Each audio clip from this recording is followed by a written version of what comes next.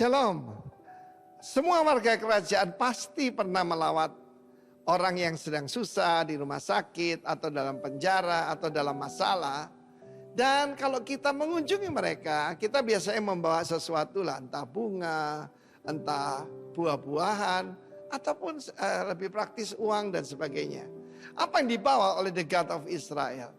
Firman Tuhan mengatakan dia datang untuk membawa kelepasan dan menumbuhkan tanduk keselamatan. The horn of salvation. Horn dalam Alkitab perjanjian lama keren itu adalah hadirat dan juga kekuatan. Mezbah semua ada tanduknya. Dan kalau sudah pergi ke lembah pujian ini, di gedung kita ini ada di mana-mana ada tanduk, saudara ya. Sebab hadirat Tuhan itulah kekuatan kita. Dia membuat kita berbeda dengan yang lain. Dan firman Tuhan berkata bahwa kelepasan itu redeem. Menebus ini istilah dagang. Jadi dia datang tidak cuma membebaskan tapi juga membayar. Membayar dengan apa? Bukan darah domba. Sekalipun dia punya ribuan kambing, puluhan ribu di setiap gunung punya sapi dan sebagainya. Tapi yang dibawa ini adalah darahnya. 0,5 liter darah di bayi yang suci itu. Yang tidak ada kontaminasi dosa apapun. Dan itulah kekuatannya. Dan di garis keturunan dari mana? Melalui keturunan David hambanya. Jadi memang kepada David Tuhan menjanjikan seorang keturunanmu. Ya, your seed. Ternyata bukan Solomon, bukan Rehabeam, bukan Yosafat, bukan Hizkia, tetapi Yeshua, Yesus Kristus. Melalui keturunan hambanya. Karena itu kalau baca Alkitab mulai dengan Injil Matius. Dan di sana disebutkan silsilah Yesus Kristus, the son of David and the son of Abraham. Abraham punya perjanjian dengan Israel, tapi lebih spesifik kepada keluarga daripada David. Bahwa tidak akan berhenti seorang keturunanmu akan memerintah di atas takhta. Dan kita tahu melalui Yekonia yang terjadi adalah kutuk bukan berkat. Tetapi melalui Yesus Kristus, maka berkat Abraham sampai pada bangsa-bangsa lain. Dan dia datang membawa kelepasan. Dia membawa kekuatan. Tanduk keselamatan. Dalam hidup saya dulu takut dengan kuasa kegelapan, saudara. Seperti kebanyakan pada kita. Sampai saya menerima Kristus dan tanduk keselamatan ditumbuhkan. Makin lama makin kuat, saudara. Kehadiran Tuhan dalam hidup kita. Karena itu bukan cuma who, sekarang itu what. Apa yang dibawa oleh dalam visitation ini. Dan juga untuk menunjukkan rahmatnya kepada nenek moyang kita. Karena ada perjanjian Abraham itu tadi. Karena itu semua saudara mari bersuka cita di minggu kedua Advent ini. Sebab dia datang tidak cuma menunjukkan simpati. Bukan cuma menunjukkan empati ataupun compassion. Tapi dia bertindak. Dia adalah Allah yang bertindak. Bertindak apa? Dia menyerahkan dirinya untuk menjadi tebusan buat saudara dan saya. Harga sangat mahal. Jangan sia-siakan hidup saudara dan saya. Kita tidak ditebus dengan emas, perak, berlian, atau darah lembu, darah kambing. Tetapi dengan darah anak domba yang tidak bercacat itu. Kiranya Tuhan memberkati kita semua. Blessed the God of Israel. The Lord God of Israel. God bless you all. Haleluya. Selamat merayakan yaitu Christmas pada minggu Advent kedua ini. Haleluya. Amin. Shalom, salam sejahtera dalam kasih Tuhan Yesus. Kita bersyukur pada Tuhan, kita dapat beribadah ke rumah Tuhan. Terima kasih untuk kesempatan yang diberikan pada saya, Pak. Untuk kita dapat bersama-sama menyembah Tuhan dan sekaligus saya akan sharing dari firman Tuhan. Kita berada dalam bulan Desember dan karena itu saya ingin mengajak kita untuk merenungkan kebenaran firman Tuhan yang diberi judul Juru Selamat yang Tuntas. Juru Selamat yang Tuntas. Sesungguhnya perenungan ini berasal dari pembacaan Alkitab yang saya peroleh ya saudara. Jadi ada sebenarnya bagian-bagian Alkitab pada umumnya menyampaikan satu pesan kepada kita, tapi juga kadang-kadang kita mendapatkan satu sudut pandang yang lain dari bagian-bagian Alkitab tersebut. Nah pada pagi hari ini kita akan sama-sama melihat bagian pertama dari kitab suci perjanjian baru yaitu Injil Matius. Dan bagian Matius itu juga bagian yang pertama dari Injil Matius yaitu pasal 1 dan pasal 2. Dan di dalamnya saya melihat ada pesan bahwa Yesus adalah juru selamat yang tuntas. Yang saya maksudkan dengan pendekatan ini adalah yang pertama-tama Yesus akan diperkenalkan kepada kita sebagai juru selamat masa lalu kita. Juru selamat masa lalu kita, dan itu didukung dari ayat firman Tuhan yang terdapat dalam pasal 1 ayat 1 sampai 17. Saya akan tidak membaca sampai ayat 17, tapi saya akan mengajak saudara-saudara memperhatikan sampai ayat yang ke-6 saja, ya, tentang Yesus juru selamat kita dan dalam kaitan dengan juru selamat masa lalu kita. Ayat pertama dari kitab Injil Matius pasal 1 berbunyi begini, inilah silsilah Yesus Kristus, anak siapa saudara? Daud, anak siapa? Abraham. Boleh kita sama-sama membaca, tapi saudara membaca bagian yang saya kosongkan. Abraham memperanakkan, Ishak memperanakkan, Yakub memperanakkan Yehuda dan saudara-saudaranya. Yehuda memperanakkan dan Serah dari Tamar. Peres memperanakkan, Hesron memperanakkan, klik. Ya.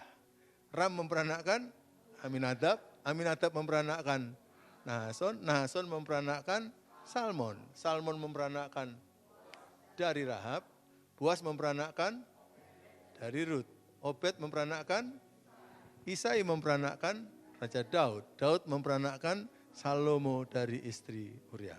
Saudara-saudara, bagi saudara-saudara yang pembaca Alkitab, biasanya disarankan untuk membaca Alkitab secara teratur supaya kita tidak terlewatkan satu bagian dari Alkitab pun.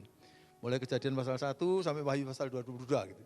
Tapi pada waktu kita membaca firman Tuhan pada bagian silsilah seperti begini, biasanya kan konsep kita itu kita membaca firman untuk dilakukan. Amin?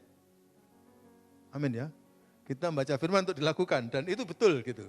Tetapi waktu kita membaca teks seperti ini, lalu kita berkata, apa yang dilakukan? Ini adalah informasi ya, dan kita belum mengerti apa yang harus dilakukan ya. Namun demikian sebenarnya silsilah ini sendiri merupakan sesuatu yang Allah bisa berbicara kepada kita dalam macam-macam hal. Tetapi pada pagi hari ini saya ingin mengajak kita untuk melihat ini dari sisi bagaimana Allah menjadi juru selamat masa lalu. Ya, Tuhan Yesus menjadi juru selamat dari masa lalu. Saudara, kalau kita memperhatikan pembacaan teks firman Tuhan ini, Matius 1 ayat 1 sampai 17 itu, maka di situ ada pola yang Matius sampaikan dalam menyajikan silsilah Tuhan Yesus Kristus. Ya, jadi ini memperanakkan ini memperanakkan ini memperanakkan ini sampai ayat 17 itu polanya adalah begitu. Tetapi di tengah-tengah pola yang selalu ini memperanakkan ini memperanakkan ini, tahu-tahu Paulus memberi maksud saya Matius memberikan sisipan. Ini memperanakkan ini dari gitu. Nah, ini memperanakkan ini dari gitu. Nah, tiap kali kata dari muncul, sebenarnya akhirnya kita perlu membuat perhatian gitu. Kalau kita memberi perhatian kepada pola ini dan kemudian ada pernyataan dari ini gitu ya. Oke.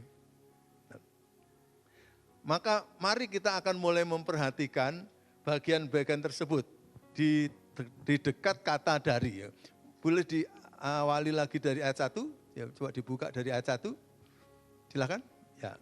Perhatikan di sini. Ya. Inilah silsilah Yesus Kristus, anak Daud, anak Abraham. Enggak ada kata dari ya. Ayat 1 ya. Ayat 2, Abraham memperanakkan Ishak, enggak ada kata dari. Ishak memperanakkan Yakub, Yakub memperanakkan Yehuda dan saudara-saudaranya. Yehuda memperanakkan Peres dan Serah. Ini ada ya. Dari Tamar. Perhatikan ada apa di situ? Kok disinggung gitu loh. Ada kata dari Tamar. Nah, kita perlu ingat ceritanya. Bagaimana Yehuda mendapatkan Peres dan Serah. Siapa Peres dan Serah ini?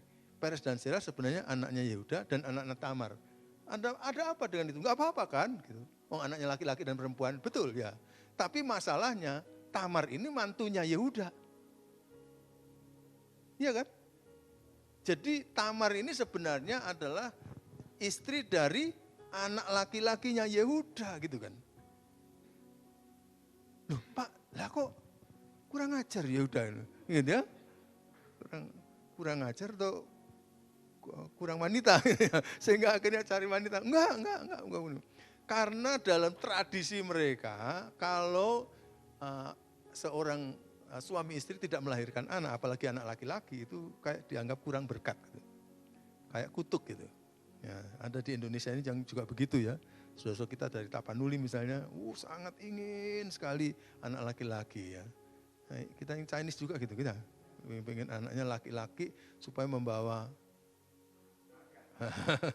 membawa marganya katanya gitu. Nah, tapi kalau di Yahudi itu nggak ada marga itu. Tapi maunya anak laki-laki karena laki-laki yang dapat warisan. Anak perempuan berapapun banyak nggak dapat warisan. Dan ini sama dengan saudara-saudara kita di Bali. Saya dan Esther melayani di Bali dan kami kasihan kepada anak-anak perempuan karena mereka nggak dapat jatah warisan. Yang laki-laki saja dapat warisan. Enak di Jawa ya. Jadi laki apa perempuan oleh kabeh ya. Jadi lumayan. Nah, jadi kalau nggak punya anak itu, nah padahal anaknya Yehuda itu dengan beristri Tamar nggak punya anak gitu. Sehingga Tamar resah sekali. Akhirnya kita tahulah ceritanya. Tamar menyamar pada itu ya seperti wanita jalang supaya akhirnya Yehuda akan menghampiri dia dan akhirnya betul Yehuda akhirnya menghampiri Tamar dan kita tahu ada 2 anak ini. Jadi saya waktu mikir Peres dan Serah itu waktu bertumbuh ya. Lalu dia mulai ngerti bisa ngomong, bisa kenal orang gitu. Jadi manggil Yehuda itu apa? Papa Bongkong. Bingung ya. Ini sekaligus papa, sekaligus engkong gitu ya. Karena dia adalah mertuanya dari Tamar. Jadi tapi begini yang saya maksudkan. Kalau saudara-saudara punya nenek moyang seperti itu, kakek moyang seperti itu. Biasakah orang-orang kita itu bangga dengan kakek moyang seperti itu? Enggak ya? Enggak. Tapi kalau kakek moyang kita itu misalnya orang yang paling kaya di Malang gitu. Kemana-mana, jangankan kakek moyang kita. Misalnya saudara agak jauh aja. Kita punya saudara agak jauh tapi kaya gitu. Dan terkenal di Malang. Dinding kok, aku loh saudaraku, itu saudara-saudaraku. Aku dideket-deketkan gitu ya. Apalagi kalau kakek moyangnya, saya itu keturunannya itu gitu. Walau dia kaya raya, saya melarat, ya aku itu sangat keliru sih. Tapi engkongku dulu kaya gitu. Disinggung-singgung gitu. Kaya atau pinter atau terkenal itu disinggung-singgung. Seneng gitu. Tapi kalau kakek moyangnya itu ada cacatnya. Senengkah kita? Biasanya waktu ditanyain juga. Rasa ngomong itu, ngomong yang lain saja gitu kan. Kita mau skip. Nah tapi dari cerita Tuhan Yesus ini tidak di skip. Yang jelek itu tetap saja ditulis di situ. Ya. Dari Tamar. Diteruskan ya, Peres memperanakkan Hezron, Hezron memperanakkan Ram. Enggak ada kata dari ya. Lalu yang berikutnya, klik. Ram memperanakkan Aminadab, Aminadab memperanakkan Nahason. Enggak ada kata dari ya. Nahason memperanakkan Salmon. Salmon memperanakkan Boas dari Rahab.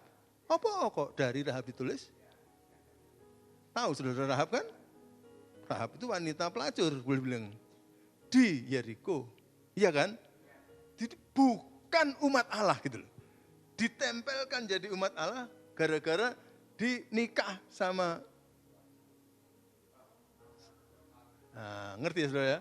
Jadi lalu ini bekas wanita tunasusila. Gak enak kan? Nenekmu dulu apa bersih-bersih ya? Gak. Iku ono sing. Nah, ngerti. Biasanya kita tutup. Tapi ini enggak ditutup. Terus kemudian Boas memperanakkan Obed dari Rut. Nah, kalau Rut ini bukannya wanita jelek ya, tapi bagaimanapun juga itu adalah wanita asing yang Allahnya Allah asing gitu. Jadi orang Israel sebenarnya kenapa kok itu enggak berkenan? Karena kalau kita tahu kitab Matius ini sebenarnya ditulis oleh Matius ditujukan kepada jemaat Tuhan di Antioquia Syria yang mayoritas orang Yahudi gitu loh. Jadi nenek moyang bangsa lain itu termasuk, diingatkan lagi aku sebenarnya namanya Yesus bukan hanya dari bangsa pilihan ini. Ngerti saudara? Terus kemudian diteruskan sekarang. Yang paling parah ini di ayat yang ke-6. Obed memperanakkan Isai. Isai memperanakkan apa? Raja Daud. Perhatikan Raja Daud. Yang itu raja luar biasa. Tapi kalimat berikutnya nggak bisa mengatakan Raja Daud. karena mempermalukan ungkapannya. Ya. Ngerti maksudnya ya? Daud memperanakkan Salomo dari istri orang lain. Gak enak kan? Ini ditulis pada kira-kira tahun 60 Masehi. Padahal Daud itu nyeleweng itu kira-kira tahun 900 sekian Masehi. Jadi 1000 tahun sebelumnya.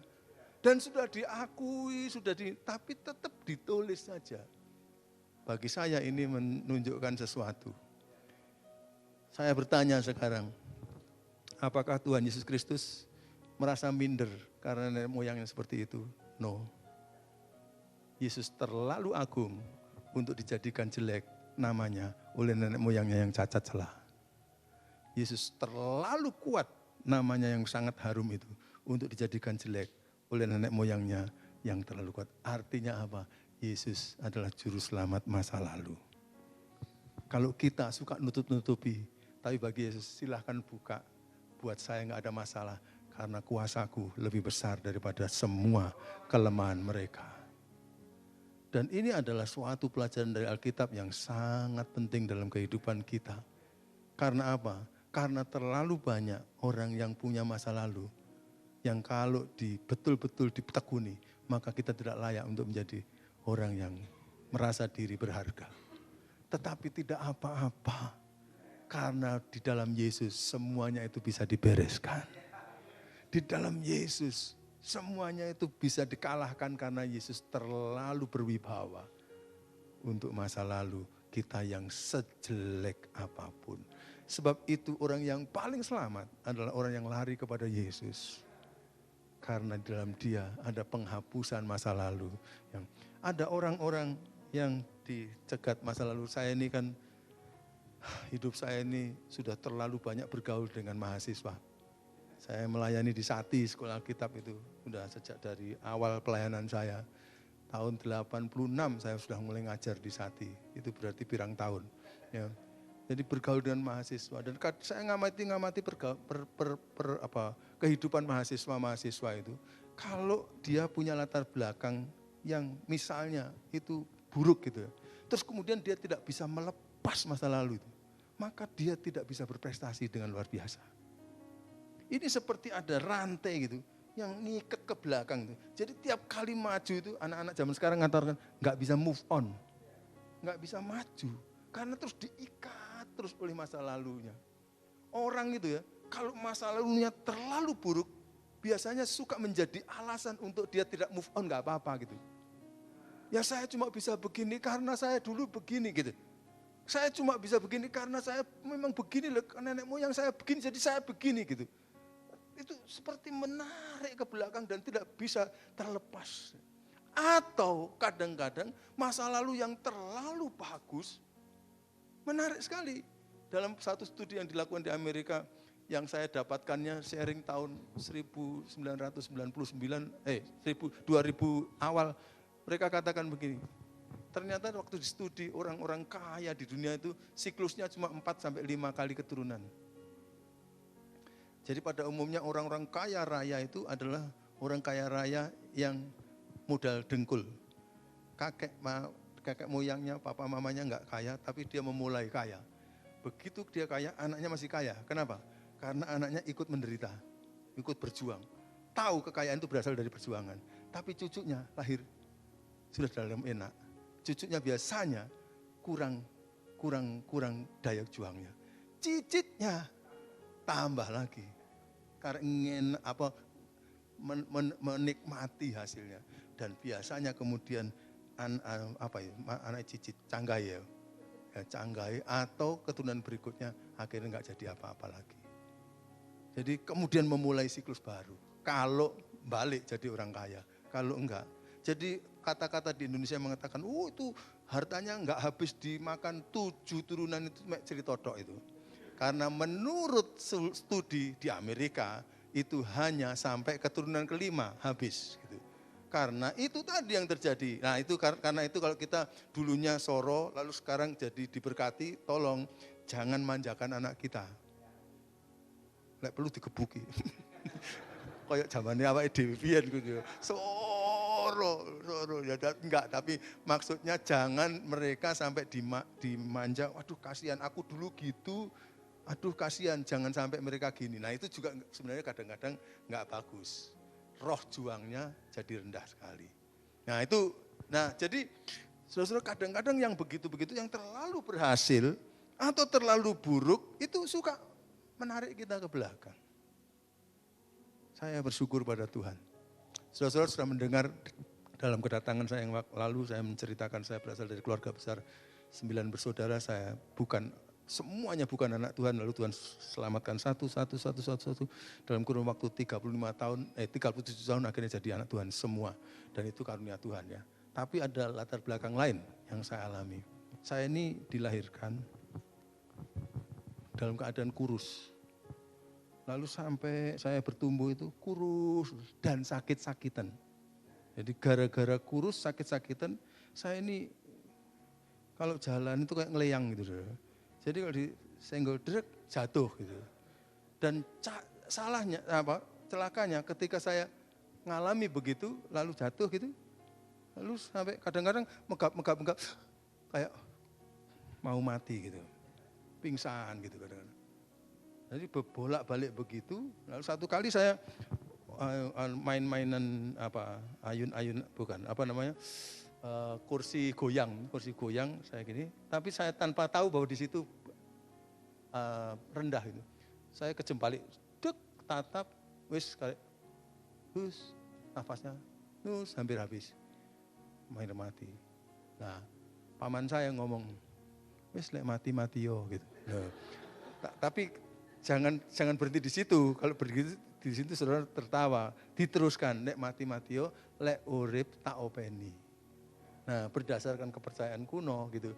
Maka akhirnya dari situ saya merasa terpanggil roh saya hidup. Jadi untung saya akhirnya punya 2 bapak, punya 2 mama. Enak. Jadi kalau pas di sini lagi dimarahi bapak yang ini, saya lari ke sana gitu ya. Dimarahi sama bapak yang itu, lari sini. Tapi enggak bagus itu sebenarnya, kita tahu enggak bagus.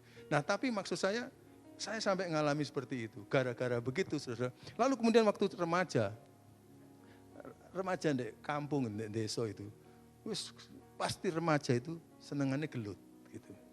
Lah tiap kali saya gelut, saya selalu kalah atau menang? Aku itu diundang loh, dikalah-kalah no, ya apa sih? Aja ngono ta lah. Aku diundang resmi, dikalah-kalah no. Tapi kenyataannya memang begitu, Pak Andreas. Jadi memang tiap kali gelut kalah, Jadi akhirnya minder, head complex saya.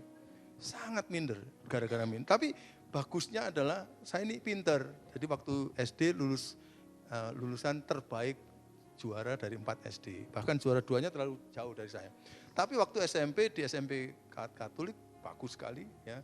Nah, itu 3 kelas, saya jadi juara lagi. Lalu kemudian guru saya yang jadi ketua panitia perpisahan ngomong, Kadut nanti kamu kasih pidato ya atas nama teman-teman yang di zaman dulu nggak disebut di wisuda ya, tapi ditamatkan kamu. Oh ya Pak, baik. Terus waktu pas akhirnya orang tua murid yang datang kan kira-kira 600-an. Di aula itu. Lalu murid-muridnya lagi, waduh banyak sekali. Waduh, ya maksudnya dengan murid-murid itu kira-kira 600-an yang hadir, 600 sekian. Deg, grogi saya. Jadi acara mulai berlangsung, saya melebir, ngumpet. Saya pergi ke kantin, kantinnya kan tutup. Jadi supaya nggak kelihatan. Nah teman-teman saya, geng saya, ya karena saya pinter, saya biasa ngajari mereka dapat keuntungan, PR-nya selalu benar, gitu. Lalu akhirnya jadi geng saya. Lalu kemudian mereka ngikuti saya. Itu loh. Terus kemudian akhirnya acara sambutan saya tiba. Lalu saya disebut, Gadut Budiono kami panggil. Enggak datang. Dipanggil lagi enggak datang. Teman-teman saya sudah jongkok-jongkok. Hei, ayo, aku gak mau, aku grogi banget gitu. Terus akhirnya dia Pak Guru itu cari juara 2, perempuan teman saya. Lalu disuruh, ternyata dia langsung mau, lalu dia kasih speech, lalu selesai. Bagus gitu. Wah begitu selesai, saya baru keluar dari persembunyian saya di teman-teman saya nggak blok. Oh di kantin gitu. Saya kantin. Jadi mereka tahu bahwa saya grogi. Dan kalau Tuhan nggak sembuhkan, nggak mungkin lah saya khotbah di depan saudara-saudara. Saya nggak berani di depan umum. Tapi kemudian saya mengalami pengalaman-pengalaman, Roh Tuhan memenuhi saya, lalu kemudian memberi keberanian terus. Kok akhirnya nanti saya dipanggil Tuhan jadi hambanya. Sementara saya sebenarnya menolak untuk panggilan, tapi kemudian akhirnya tetap aja Tuhan kejar saya sampai saya di Madura sana dipanggil. Saya masuk ke Sati, lalu kuliah. Terus waktu saya studi lanjutkan oleh organisasi ke Filipina, saya mempunyai teman nyanyi kuartet. Ya. Satu teman saya itu adalah seorang dirijen yang sangat terkenal di Korea. Ya, kayak mungkin di bawahnya ADMS gitu di sini. Itu terkenalnya seperti itu. Jadi kami Korea, terus kemudian teman Korea itu kami nyanyi. Saya suara 1, teman saya dari Jepang suara 2, teman saya dari Amerika itu seorang dokter, suara 3, lalu dia suara 4 yang dari Korea. Kami keliling ke gereja-gereja di Filipina, lalu kemudian maksudnya pas hari akhir pekan gitu. Pas itu tahu-tahu ada liburan 3 bulan. Nah teman saya dari Jepang, karena saya ngajari dia bahasa Inggris cukup banyak, lalu kemudian dia ngajak saya main-main ke Jepang, dia biayai semua. Lalu kemudian akhirnya diajak oleh teman, ayo kalau gitu melayani di Korea. Ngelayani di Jepang 2 minggu, di Korea 1 bulan. Di Korea 1 bulan itu kita melayani 45 kali, di gereja-gereja 6 denominasi, setiap hari melayani. Bahkan melayani ke chapelnya universitas. Waktu kita melayani di Universitas Presbyterian di Daejeon, lalu teman-teman bilang, kamu yang kasih kesaksian dan firman. Saya, saya, oke, boleh. Karena kesaksian saya menarik rupanya ke pertobatan keluarga saya. Oke, kemudian kami nyanyi, saya sampaikan firman, dan saya dapat informasi bahwa yang hadir itu mahasiswanya 900 sekian, hampir 1000, plus profesor-profesor di depan. Dan saya sampaikan kesaksian dan firman. Dan pada waktu begitu, Roh Kudus seperti tepuk bahu saya, katakan, Gadut, masih ingat masa SMP. Masih ingat masa SMP. Saya bilang, Roh Kudus jangan ganggulah. Aku lagi kesaksian kok gitu. Lagi kesaksian. Tapi akhirnya selesai dan setelah ibadah selesai saya nangis di hadapan Tuhan. Terima kasih Tuhan. Engkau sudah membereskan masa lalu saya. Dan sejak saat itu kemudian kesaksian saya rupanya ditunggu-tunggu orang sampai itu yang menyebabkan saya itu disuruh mengajar dan kemudian juga memberi kesaksian, memberikan seminar-seminar di Asia, lalu kemudian di Amerika, lalu kemudian di Eropa. Itu gara-gara kesaksian pekerjaan Tuhan dalam keluarga saya itu. Dan ya yang menarik adalah kemudian saya akhirnya harus berbicara banyak di antara orang-orang di mana-mana saja ya. Dan ketika saya berada di tempat-tempat begitu, cukup sering Roh Kudus ingatkan, masih ingat SMP. Saya khotbah dari pengalaman saya. Bahwa masa lalu yang diputus oleh Tuhan Yesus, itu penting. Itu membuat kita bisa jadi berkat bagi bangsa-bangsa. Kiranya Tuhan akan tolong supaya kita jangan lebih jadi orang yang menggarisbawahi atau menekankan masa lalu yang buruk mungkin kepada anak kita atau ke cucu-cucu kita. Tolong bantu lepas itu. Amin. Karena Yesus juru selamat masa lalu. Kita juga harus jadi alatnya Tuhan Yesus untuk menyelamatkan anak-anak kita dari ini tekanan masa lalu yang membuat mereka akhirnya nggak pernah bisa move on. Dan dengan cara begini, maka kita sendiri, anak-anak kita, cucu-cucu kita, jangan-jangan kalau Tuhan mau pakai, Tuhan bisa pakai tanpa tapal batas. Tanpa tapal batas. Saya sebenarnya sudah agak mulai malas ketika umurnya sudah mencapai angka 6 di depan untuk pergi-pergi ke luar negeri, tapi saya masih dipaksa-paksa. Nanti bulan Juli mesti mengajar di Springfield, di Amerika selama 6 hari. Tapi itu semua terjadi karena ada masa di mana Tuhan telah menolong saya, diputus masa lalu saya yang minder itu. Sehingga digantikan oleh Dia. Keberanian bukan dari diri saya, tapi keberanian dari Roh Kudus di dalam diri kita. Moga-moga kita akan ditolong Tuhan. Yesus juru selamat masa lalu kita.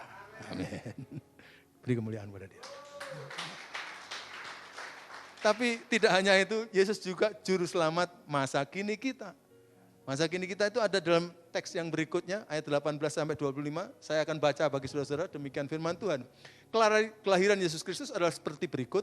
Pada waktu Maria ibunya bertunangan dengan Yusuf, ternyata si Maria mengandung dari Roh Kudus sebelum mereka hidup sebagai suami istri. Karena Yusuf suaminya seorang yang tulus hati dan tidak mau mencemarkan nama istrinya di muka umum, dalam bahasa Jawa tulus hati diterjemahkan mursid, itu berarti saleh dan baik hati, bagus itu ya. Ia bermaksud menceraikan Maria dengan diam-diam. Lalu ayat 20 mengatakan sebagai berikut, tetapi ketika ia mempertimbangkan maksud itu, malaikat Tuhan nampak kepada Yusuf dalam mimpi dan berkata begini, Yusuf, anak Daud, kamu ini keturunannya Raja Daud loh Yusuf, kamu ini keturunannya orang rohani itu loh ya. Janganlah engkau takut mengambil Maria sebagai istrimu, sebab anak yang di dalam kandungan Maria adalah dari Roh Kudus. Maria akan melahirkan anak laki-laki dan engkau akan menamakan dia Yesus, karena dialah yang akan menyelamatkan umatnya dari dosa mereka. Hal itu terjadi supaya genaplah yang difirmankan Tuhan oleh Nabi.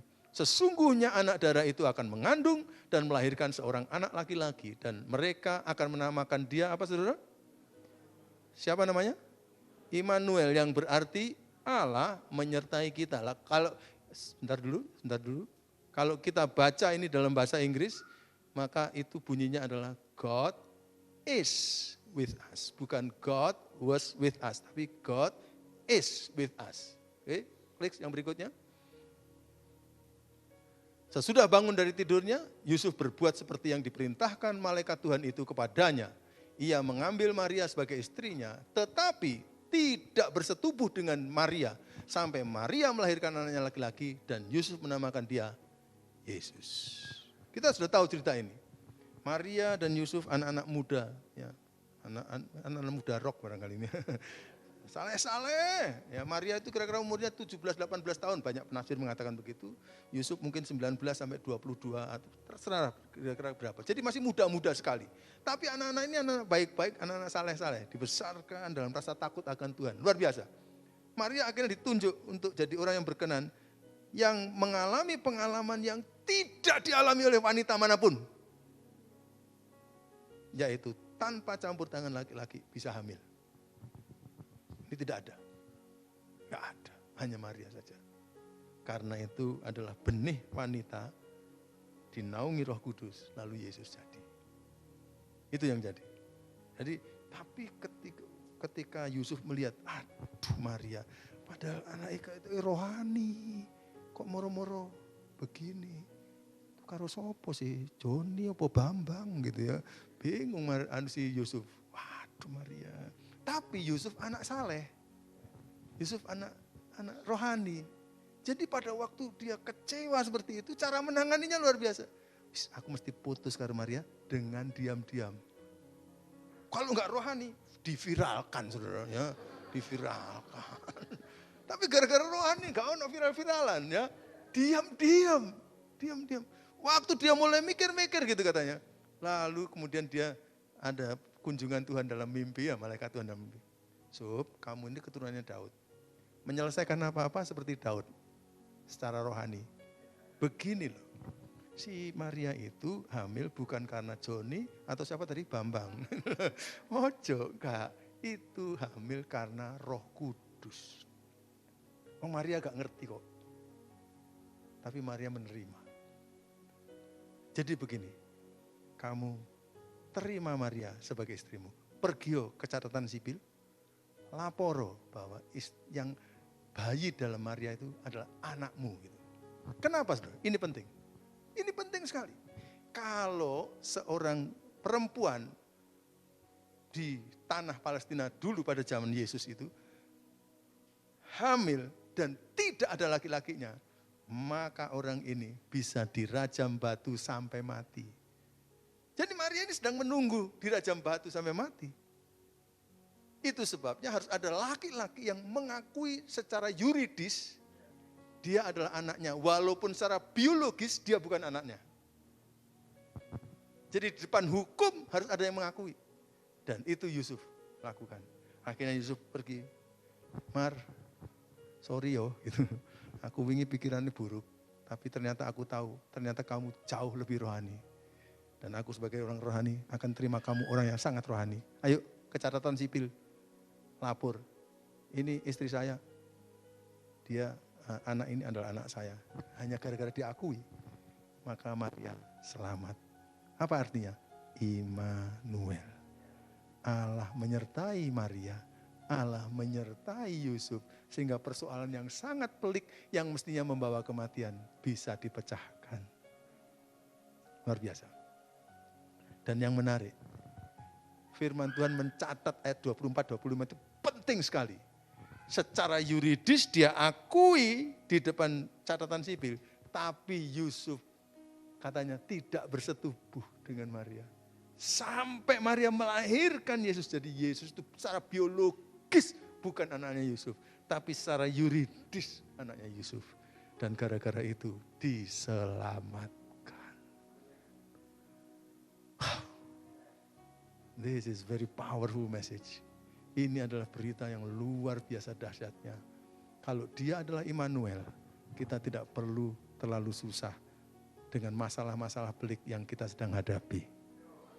Sejauh kita hidup benar, maka dia akan memberi solusi yang tidak pernah dipikirkan.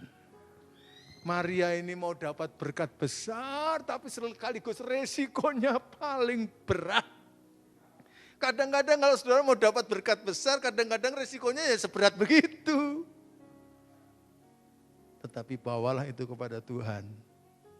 Karena Tuhan penyelesai yang tidak dapat dikonsepkan oleh kita. Bagaimana Maria itu? Saudara pernah bayangkan Maria? Saya ini terima berkat Tuhan, tapi saya tinggal nunggu mati. Gitu kan? Yusuf sudah enggak percaya. Yusuf sudah ini. Nah kalau dia ngomong itu bukan saya, habis saya. Gimana caranya meyakinkan Yusuf?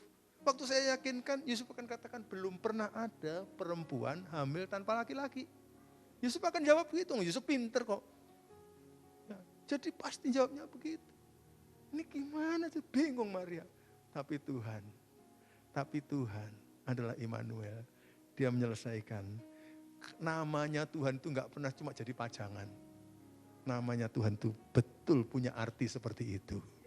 Kalau God is with us, sebelum menyertai kita, Tuhan harus lebih dahulu membuktikan dia menyertai Maria.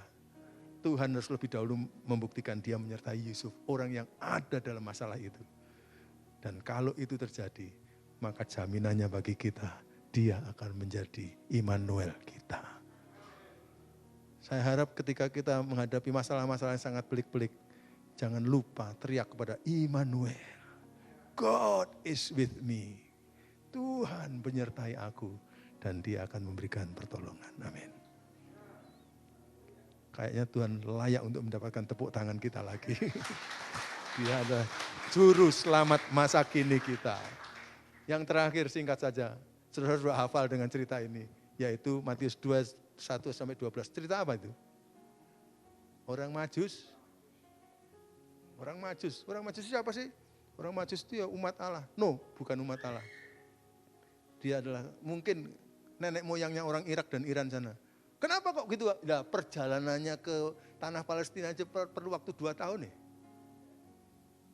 Loh, kok tahu Pak? Herodes kan tanya kepada mereka, kapan kamu lihat bintang itu? Mereka jawab di ayat yang ke-16 dari pasal 2. 2 tahun lalu. Berarti 2 tahun mereka perjalanan. Makanya firman Tuhan kalau saudara baca, Yesus bukan bayi lagi. 2 kali disebut anak itu. Yesus sudah jadi anak umur 2 tahun. Yesus waktu orang Majus datang, juga orang Majus tidak datang di palungan. Saudara. Yesus sudah datang di rumah itu, kata ayat-ayat ini kalau saudara baca, rumah itu. Lu mau seorang tahun deh palungan, terus nggak capek dah. Itu di palungan cuma malam Natal itu saja karena nggak ada tempat di keluarganya. Jadi akhirnya di palungan terpaksa. Tapi sesudah selesai ya pulang ke rumah lah. Jadi itu Yesus sudah umur 2 tahun, sudah bisa jalan. Karena pencariannya itu membutuhkan waktu 2 tahun. Luar biasa. Ini pasti orang-orang luar biasa. Bagi penyelidikan saya, mereka itu terdiri dari orang-orang kaum bangsawan ya, kaum cendekiawan, dan jutawan. Ya, semua wan-wan itu ada pada mereka itu. Ya, itu orang hebat-hebat itu kan saya pernah sharingkan kepada saudara-saudara waktu yang lalu, bukan ya? Saya sudah, betul ya Pak ya? Waktu yang lalu saya sharingkan orang ini ya. Jadi itu luar biasa. Sehingga biayanya mahal sekali. Gara-gara itu mereka libur 4 tahun nggak apa-apa. Lalu kita ya bahaya, libur 4 tahun mission trip terus. Pengeluaran tok yopo, gak bisa. Tapi ini kayanya lipat-lipat gali ganda dari kita. Pinternya lipat-lipat gali ganda dari ningratnya lebih lagi dari kita. Tapi mereka mau misi itu. Yang menarik, saudara. Lalu akhirnya mereka pergi mempersembahkan emas, kemenyan, dan mur. Andai kata saja lah, biaya datangnya untuk 2 tahun itu habis berapa? Katakan 1 miliar aja lah gampangnya ya. Diirit-iritkan 1 miliar. 2 tahun perjalanan. Maksud nggak sampai 1 miliar? Bisa jadi itu. Ini orang kaya-kaya. Kalau orang miskin diirit-irit perjalanannya kan. Kan ini orang kaya. Jadi umpamanya. Lalu mereka misalnya membawa harta benda 10 miliar. Sudah habis 1 miliar. Waktu mempersembahkan persembahan dihitung. Pulangnya berarti 1 miliar. Supaya aman 1,5 leh. Gitu. Jadi yang dipersembahkan 7,5. 7,5 persembahkan. Mari mempersembahkan. Sisanya dibawa pulang. Lalu Tuhan katakan, mereka nyembah, mempersembahkan, lalu Tuhan katakan, oke, sekarang pulang, jangan lewat jalan datang, tapi lewat jalan lain. Saya tanya sekarang, saya sudah pernah tanya kalau nggak salah. Jalan datang ke istana itu jalan besar atau jalan kecil? Jalan datang ke istana, jalan besar atau jalan kecil? Gak mungkin istana jalan kecil, jalan besar. Jalan enak atau jalan gak enak? Kira-kira lebih panjang atau lebih pendek? Relatif.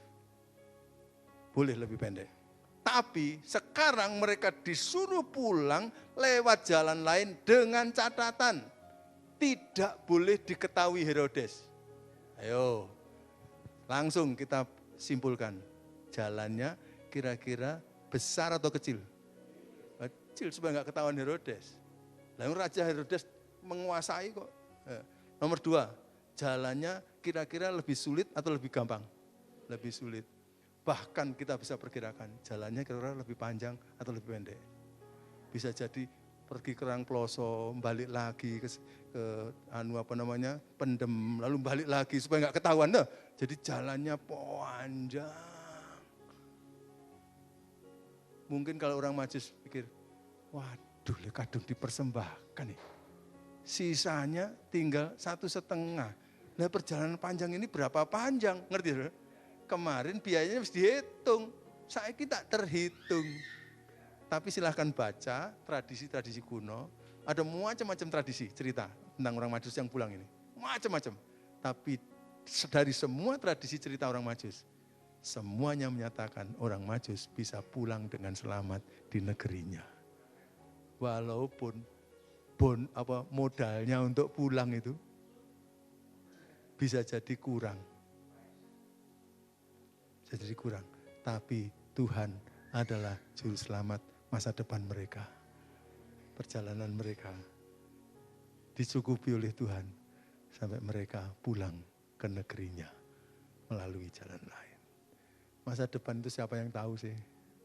Kadang-kadang kita sok tahu. Kita ramal gini, gitu. Tapi tahu-tahu ono pandemi guys. Gawe dhewe bubrah kabeh rencananya ya. Kita enggak tahu masa depan. Kenapa kita sok tahu dan kita sok yakin masa depan? Bolehlah kita ngitung-ngitung. Tapi pada akhirnya saya pikir kita harus tahu bahwa yang tahu persis masa depan hanya Tuhan saja. Saudara, saya kasih kabar gembira, setan juga enggak tahu. Setan nggak tahu 5 menit yang akan datang akan terjadi apa. Nggak tahu. Kalau dia punya pengetahuan seperti itu, dia bukan setan. Tidak ada makhluk yang tahu apa yang akan terjadi. Hanya Tuhan, itu monopoli Tuhan. Dan karena itu yang paling aman bagi kita adalah bergaul dengan dia. Karena dia tahu membawa kita ke masa depan yang tepat seperti orang Majus. liku, tapi sampai di tempat dengan sukses. Tuhan berkati kita. Haleluya.